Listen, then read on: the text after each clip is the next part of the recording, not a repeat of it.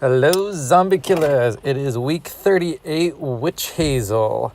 I actually really enjoyed this one. This is a little interesting. The way I've got it set up is I'm using my toadstools to just gobble up all the zombies. The zombies actually have quite a few hit points.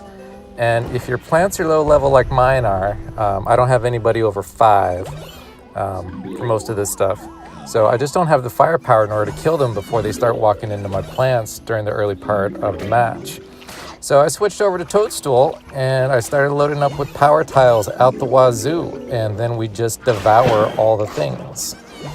So the beautiful thing with toadstools as well is witch hazels, when they're powered up, should be able to turn your targets into toadstools as well. And so I set up with lots of moonflowers. I keep producing moonflowers through the match so I have more power to make more power tiles, because I'm only level 5 for my power tiles, and that's enough to get 2 freebies, but it's still I'm still running into thousands of sun to do that for additional tiles through the match. So I try to get 3 rows of moonflowers rolling, and then I get my first setup of toadstools there. I do them 4 rows back, so they're just long. Their tongues are just long enough in order to grab guys once they come onto the field all the way. And then I start scooting forward, because you've really got to be aggressive with where the toadstools are positioned in order to keep grabbing zombies as soon as they spawn. If you set back a little bit further and do rows 4 and 5 from the right instead of 3 and 4, you're not going to catch nearly as many guys. So you've got to be aggressive and push forward. Once you get about 3 or 4 power tiles set up in the front, then start stacking up the rest of your stuff on the witch hazels. You're rarely going to have more than 10 zombies at a time out there for the toadstools to grab. So you don't really need more than 4 power tiles up front.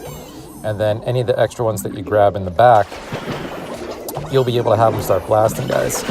As you notice, I'm dealing with the gargantuans by using the Hurrikales and pushing it to the edge, and then I drop Shrinking Violet on them wherever they're pushed back at the end of the line. The reason I do that is that way they get shrunk down, and then the tongue lashings from the toadstools are enough in order to kill the gargantuans off. And then it still weakens other guys if you happen to get a hamster wheel or stuff going through. The match is still a little chaotic at times. You get stuff popping up all over the place. Sometimes you have to dig up the little spore shrooms. But using the witch hazels can do a lot of damage to the gargantuans and get some extra production out of it. So you'll see here that the top line broke and everything just kind of ran me over like a freight train. But by then the match was almost done anyways, and I'm pushing over 800k at this point. I have seen free-to-play setups that do really well, but I haven't seen anything with anybody under level 7 or 8. So this is the best setup I've been able to manage for plants my level, and I wish you the best of luck.